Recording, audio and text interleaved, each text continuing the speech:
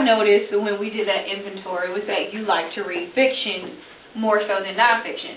So what we're going to do right now is we're going to go over some strategies and some features that will help you understand nonfiction just as much as fiction. Alright, so our EQ is going to be scrolling at the top. It says, how does understanding text features help me comprehend nonfiction text? So what we're going to delve into is we're going to talk about nonfiction text features that you see inside different nonfiction texts. So we're going to go to our PowerPoint, and we have a PowerPoint, our ABC book of text features. Text features are things that are inserted into books, into newspapers, into text that help you comprehend what the author is writing.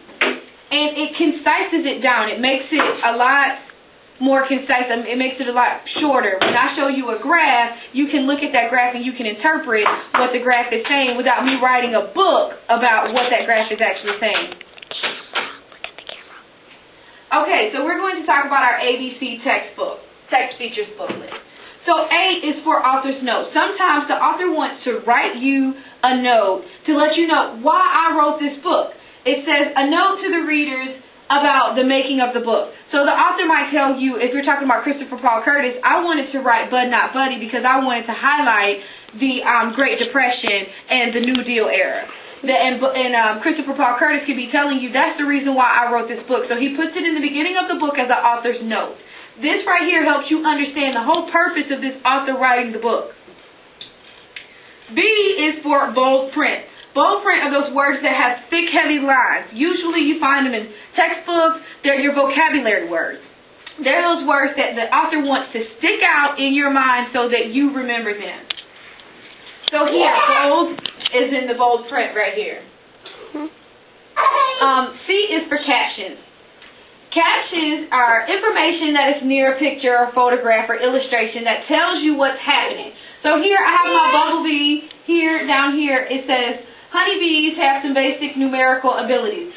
This is telling you what's happening in that picture. D is for diagrams. Diagrams are drawings of something that show its parts.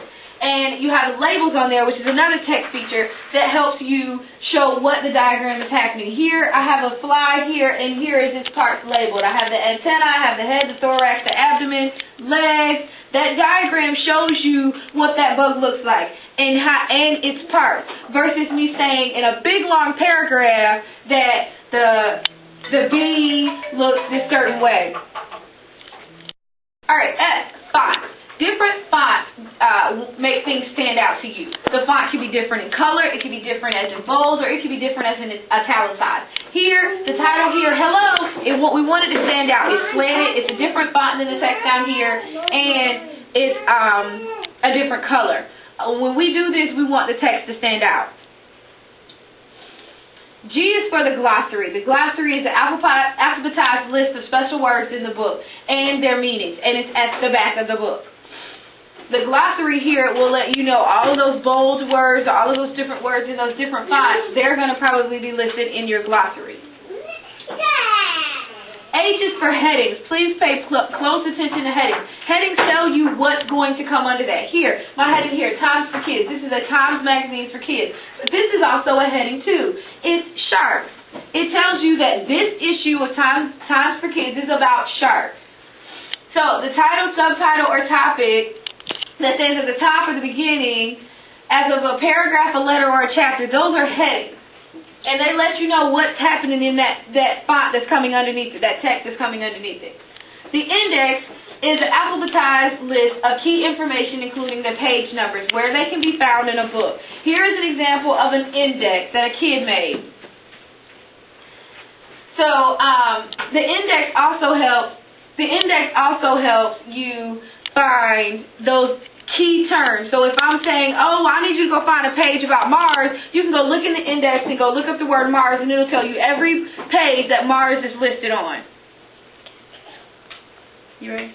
Mm-hmm. Are you filming now? Yes. Oh. J is just say it. It's a pronunciation guide. Usually you see these when you're reading more ELA books, more books towards grammar. They'll put a pronunciation guide in it. You also see a pronunciation guide in the dictionary. Right next to the words, they'll tell you how to pronounce the word. So here, this, it looks like it would say Gila, but it's actually Gila. Alright, K is the map key. If there are maps in the text, pay close attention to the key so that you know how to read the text. This goes back to how does text features help me comprehend? Well, a map key would help you comprehend what that map is saying in that text if you can understand the key. L, labels, going back to our diagram. Here's a diagram of another bug, a fly or something, and the labels here tell you what each part of that bug is. Instead of writing that out in a big long paragraph and say that this fly has antennae that are attached to the head, it has wings, it has a halter, it has legs, abdomen, thorax, and a compound eye. I can draw this, or I can have a picture of this with labels coming off of it to help you understand it better. Because I wouldn't know what kind of fly they were talking about if I just read that. But seeing this diagram with the labels, I know exactly what they're talking about. M is for maps. And remember, keep the map key with the maps. Maps help you read and understand where things are located in the world. They put these in there so that you know exactly if we're talking about Paris, France. You know where Paris, France is. You don't just have to imagine it's some foreign place. N is for nonfiction text features. And it says these help readers get a better understanding of what they're reading about. Alright, it gives us extra information. Instead of just reading it in words, you can see it in pictures and diagrams and labels and keys. It helps you understand the text a little bit better. It gives you a more handle on that text. Another thing is like graphs and data that's presented. All of the text, all of the words, they can get very mundane. They can get very hard to read when you're talking about nonfiction. But when you add these text features in here, it helps you understand and break down that text. Alright, O is for close-up. Close-ups are those pictures where you get to see in detail. Like, so here, I would never want to get this close to a frog. Never ever. But by that close-up being there, I can see exactly what that frog looks like up close. Same thing with this woodpecker. I don't want to do that. P is for photographs. These help readers get a better understanding of what the text is talking about because it gives you a picture of what it's talking about. So here if I'm talking about, Smoky Mountains and how they look when they're not snow-capped, this shows you an example of that. Pictures are very helpful in nonfiction text. Q, question format. Here, it says, should we drill in this wilderness? Here, it shows you a picture and it puts a question on top of it. It puts a question on top of it, and it's a question and answer. It's engaging the reader. Basically, it's a conversation that the author is having with the reader. R is for the reference pages. And when you get into texts that have research in them, they have a reference page, which is where they got all of their information from. Down here, it says Classroom Birdwatch Reference Guide. So this is the guide for where they got all their information that you read. This is where they are giving reference or giving respect to whoever researched that for them. S is for sidebars. Sidebars are boxes of information on the side of a main text or a column. So here's my main text. We're talking about Band-Aids. It says that's a rat. The sidebar is over here. It tells you, it's telling her how to put her hair up in that rat thing. And it's made out of Band-Aids. Says T, table of contents. Very plain to see that it helps the reader identify the key topics in the book in the order that they are presented. Here's an example of a student table of contents that they wrote. Table of contents is usually at the beginning of the book so that you can look and see, oh, these topics are what's going to happen. You can find table of contents in fiction and nonfiction. Alright, U, the underline. Helps the reader understand that the word or words are very important. So here it says figure gallery, canvas, figures. These are all, this is from a website, but these are all key terms that you need to remember. Kind of like going back to the bold and the fonts.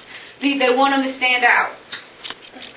W for drawings. It helps you understand what something could have looked like. Usually you see these in these prehistoric ages because we weren't living or we don't remember what dinosaurs could look like. So we'll draw a skeletal, a rough drawing of that versus just sending a picture in the test. So that's what the drawings will do. It'll help you understand what they're actually talking about. X, the appendix. Additional information located at the end of a book. So the appendix, if I was doing interviews, like I might be interviewing you, Jade, I would put that at the back of my research because that's part of the appendix. And if I interviewed your mom, I say, oh, Shan's interview was appendix C, Jade's interviews are appendix A and B. That goes in, it's additional resources that were used in the book or used to help with the nonfiction text, and they put them in the back, in the appendix. All right, why? Cutaways. Cutaways help the reader understand something by looking at it from the inside. Usually you see this like right here. We're cutting away part of this building so that you can see that's a third-story room. Another time you see cutaways is in like science books. You see a diagram where they've cut away the chest cavity so that you can see inside and see the heart. Or they cut away part of the earth so that you can see inside the crust and the mantle and the core. That's what you would use cutaways for, because no one really knows what the inside of something looks like without it being cut away and you can see you can open it up and see it. Z, for the italicized words. These help the readers understand that the words that are italicized are important. Again, going back to the font, going back to underline, going back to the bold. This right here in italicized lets you know that that's something important. You need to pay close attention to that. So these are the ABCs of text features. So what we're going to do right now is we're going to go and look at some nonfiction books, and we're going to identify the text features that are located in that book.